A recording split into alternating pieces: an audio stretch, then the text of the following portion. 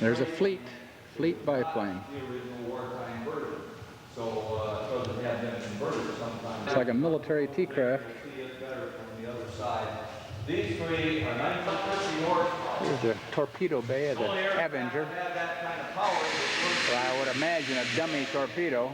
Our big T-47 Thunderbolts and our beautiful T-51D, of course, no machine guns. There would have been 350 caliber guns for each of the black stripes, and sometimes they fly out. If they have to go out to Dallas, well, then I'm convinced they will. You're going to take it out there and we'll deal. The fellow back here with the camcorder has a Schneider Cup Racer of the late 20s. Fastest airplanes in the world in the blueprints also. This is a replication of the Weddell Williams Racer. Home built. Owned by another guy. Jim decided he didn't want to fly. We got an F-104 Starfighter. Now, the big airplane back here, fastest airplane in the museum, but never to fly again, is our old Lockheed F-104 Starfighter that was on the TV. Here we have a Cassuth Racer. There's one right out there, and you can see it now. Yeah. That's what was left of one that was in the Everglades for a number of years. The whole.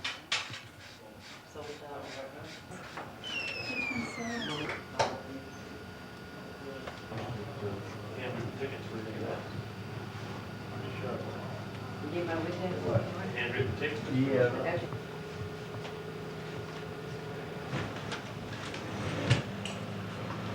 Nice B-17 picture. You're supposed to run that. Given the English, Mr. Bunny For that P-61 black. Well, they go there together. Admiral Yamamoto being shot down. In Miami goes. It's the Mid-Atlantic Air Museum in Redmond. And now I've heard guys that, go there. 10-inch. Realize 10 cents. Back in those days.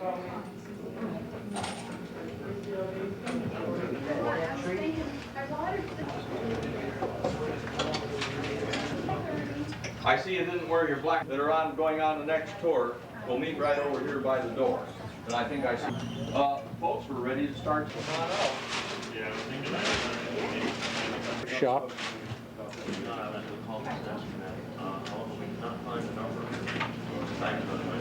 Nice little place.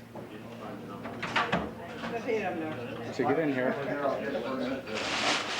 They do plan on restoring this B-24.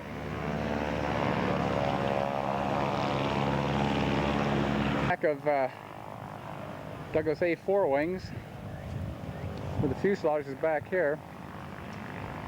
Looks like Jet City. Up on the boneyard here. Looks like got a lot of old beat up jets.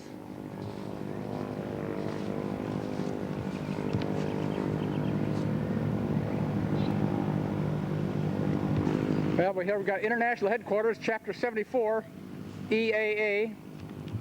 These guys are busy at work. They're home built.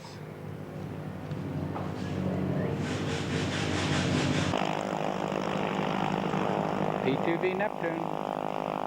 Probably a bomber, water bomber, or tanker of some sort. Force fighter.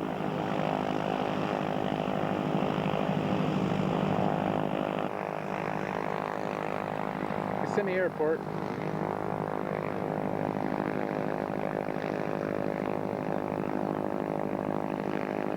The Smith Aerostar. A racy little guy. B-26 Invader. Did a lot of flying in Vietnam.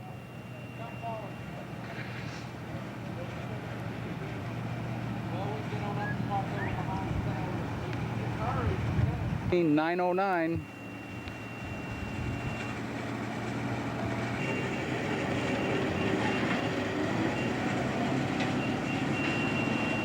$150 for a ride in this P-51. Line forms on the left. They're getting it ready. Shots for Norm Goyer. He loves Navions.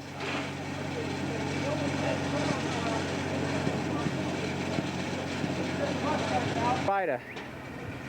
Kissimmee and Riley Aviation. Head for West Palm Beach, Florida, and Top Gun 91.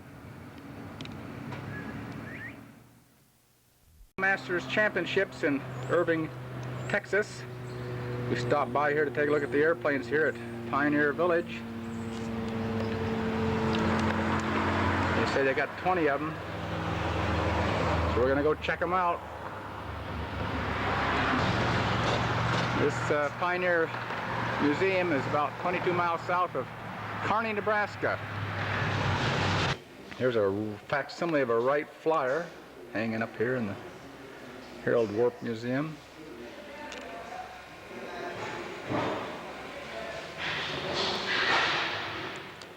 This is supposed to be an exact duplicate of the original Wright Flyer. There's the little engine.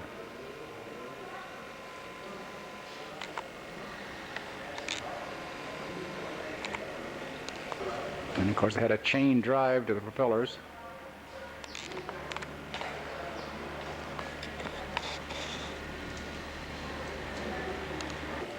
This Curtiss Pusher was the very first airplane to fly from New York to Philadelphia.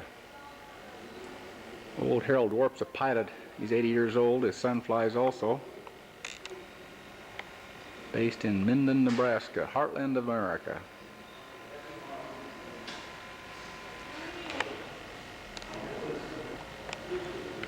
Well, he needs a recap on his tire there, doesn't he?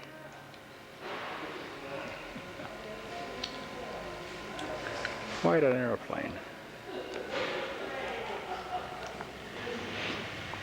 This old Hartman was the very first airplane in the state of Iowa.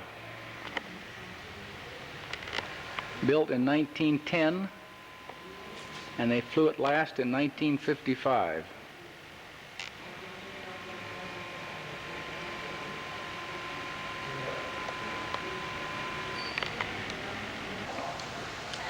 This Hartman would make a nice scale aircraft for somebody. Real easy to build.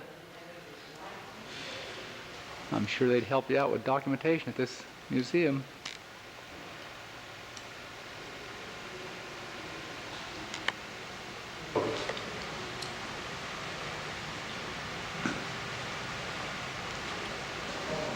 And of course we got the old Piper Cub. Looks like a different tail on it though.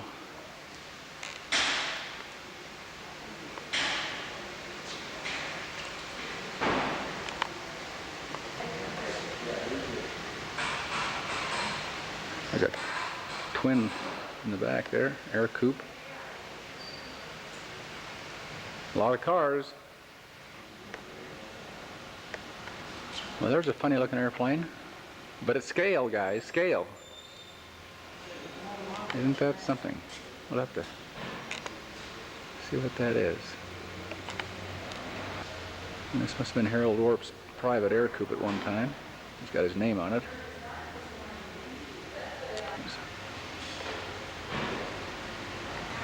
This is a Heath Parasol.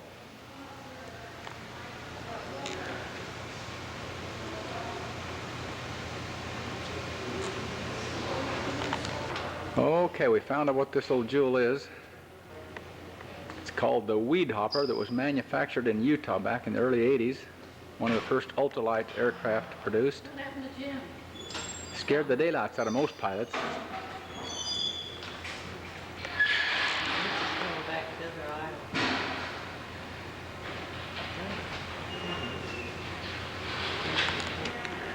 Mr. Warp must have been in the plastics business.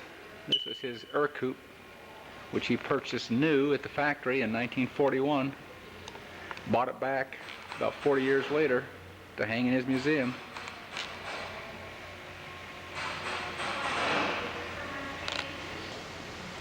Well, I stand corrected. This is not a J3 Cub. This is the original Taylor J2 Cub, the forerunner of the Taylor Cub, of the Piper Cub. The Taylor J2.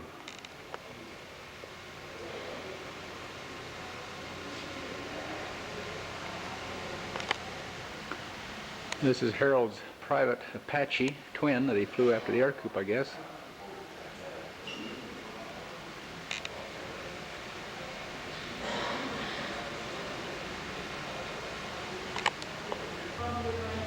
Here's one of the original Benson gyrocopters.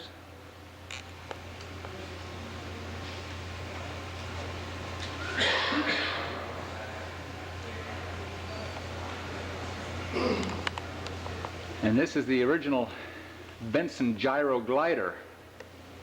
Not much. Looks pretty rickety.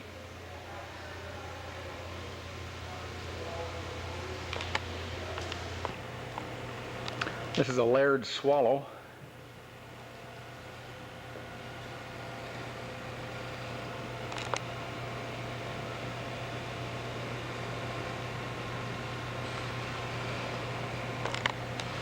And we have the famous Curtiss JN4D Jenny.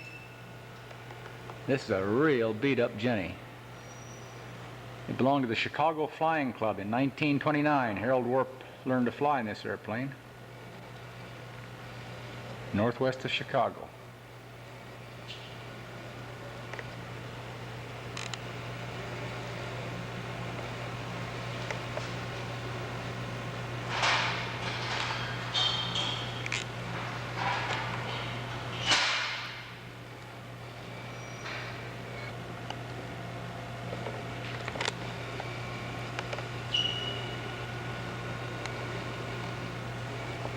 And we got a old helicopter here.